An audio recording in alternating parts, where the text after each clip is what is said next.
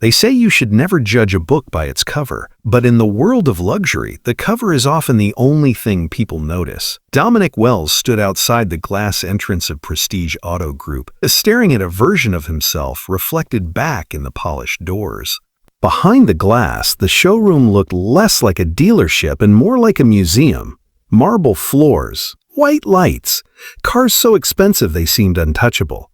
Dominic looked down at his shoes. He had polished them that morning until there was nothing left to polish. His pale blue shirt was carefully ironed, though the collar was beginning to fray. His medium blue tie had been chosen by his 6-year-old daughter, Ella, who had smiled proudly and said, "This one makes you look important, Daddy." In his pocket was a folded resume. 12 years at Meridian Racing.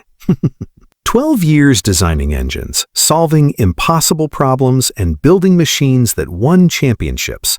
Once, people had called him one of the sharpest powertrain engineers in the country. But Dominic wasn't standing there for pride. He was standing there because rent was late, bills were stamped in red, and Ella needed more than love and bedtime stories. 3 years earlier, Dominic's life had split in two. Before Sarah and after Sarah. His wife had passed away on Tuesday in October, leaving behind a quiet house, a crib, and a little girl too young to understand why her mother was never coming home. That night, Dominic held Ella while she slept and made a promise. No job, no title, no trophy would ever matter more than being present for his daughter. So he walked away from racing. Now, with savings nearly gone, he had come to Prestige Auto Group for an interview, not as a chief engineer, not as a legend, just as a man who needed work. Inside, the air smelled of citrus cleaner and new leather. Every surface shined. Every employee looked expensive. Dominic waited beside a glass table holding his resume with both hands. Jason Mercer, the hiring manager, finally appeared. His suit was perfect, his smile was thin, and his eyes moved over Dominic like he had already made a decision. He glanced at the resume for barely 5 seconds. "A Meridian Racing," Jason said. "Interesting." Dominic nodded. "I worked there for 12 years. Well, powertrain development, diagnostics, client technical support." Jason raised a hand. "We don't need someone to diagnose the cars. We need someone to sell them." Dominic paused. Jason's gaze dropped to Dominic's hands. There were calluses on his palms and faint traces of grease near his thumbnails that no amount of soap had fully removed. "This is a luxury environment," Jason said coldly. "Our clients expect polish." Dominic understood what he meant.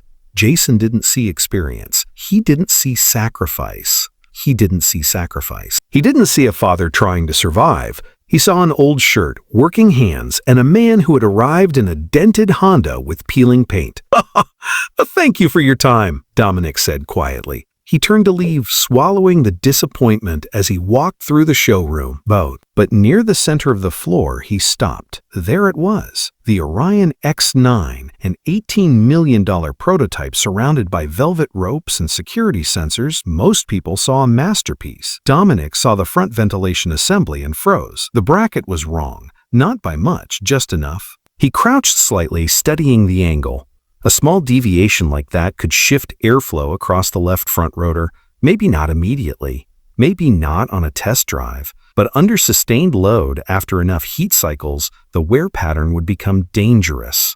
Before he could step away, the glass doors opened. Charlotte Voss entered the showroom. She owned 14 dealerships, commanded every room she walked into, and had a reputation for turning weakness into profit and mistakes into firings. Jason hurried toward her. "Hey, Charlotte, I'm sorry. This is just an applicant." He was leaving. Charlotte looked at Dominic, then through the window at his old Honda sitting at the edge of the lot. The cracked windshield caught the sunlight. The body looked tired, almost defeated. She gave a sharp breath.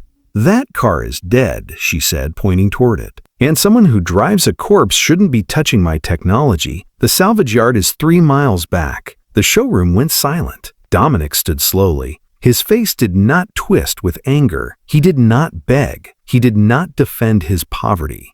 He only looked at the Orion X9 and said, "Where a door locked at the wrong moment can kill someone, and a bracket set wrong can end a legacy." Then he placed his card on the receptionist's desk and walked out. That night, Dominic didn't tell Ella he had been humiliated. He made her macaroni, helped her with her drawings, and listened while she told him Button the rabbit wanted adventure boots. After Ella fell asleep, Dominic went to the garage. It was small, cold, and crowded with old tools, used parts, and half-finished ideas. Under 3 bare yellow bulbs, he pulled the tarp off his Honda and opened the hood.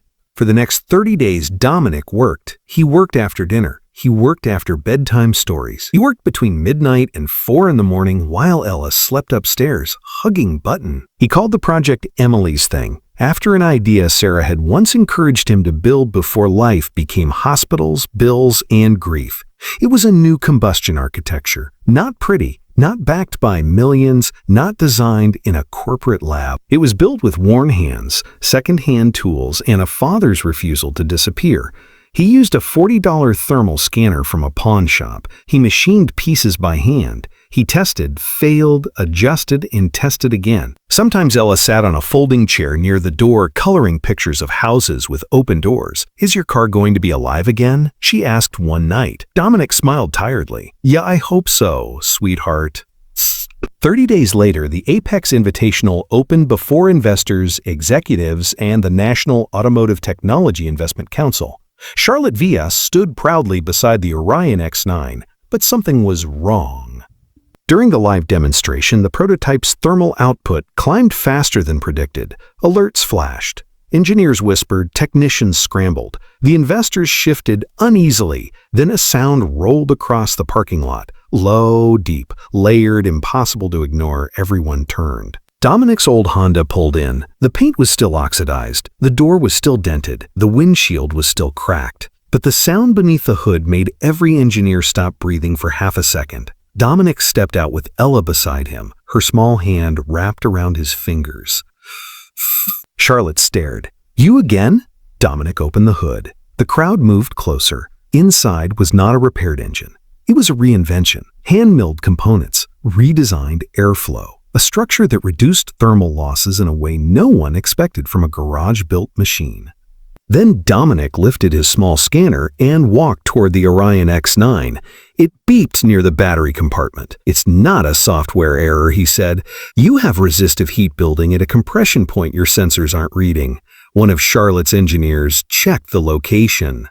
His face changed. Dominic was right. The silence that followed was not empty. It was heavy with shame. Charlotte looked at Dominic, then at Ella, who stood quietly holding Button under one arm. In front of every investor, every board member, and the same people who had dismissed him, Charlotte lowered her voice. "He judged engineering by the condition of its casing," she said. "He was wrong." Jason's face went pale. Charlotte turned back to Dominic. "I don't want you in sales. I want you leading technical services and client advisory, senior director, full authority. Full salary." Dominic looked down at Ella. Then he said, "My daughter gets out of school at 3:30. For the first time, Charlotte smiled like she understood something beyond business. "That won't be a problem." That evening, Dominic stood in his warm kitchen making chocolate chip pancakes while Ella danced in her socks. The red-stamped property bill still sat on the table, but this time Dominic picked it up and wrote 2 words at the bottom. Pay Friday. He had not been saved by luck. He had been seen. Not for the car he drove, not for the shirt he wore, not for the life that had knocked him down, but for the brilliance in his hands, the truth in his voice, and the love that kept him standing. Never mistake the moment someone falls for the moment they are defeated. Sometimes the most important person in the room is the one the world has decided to stop watching.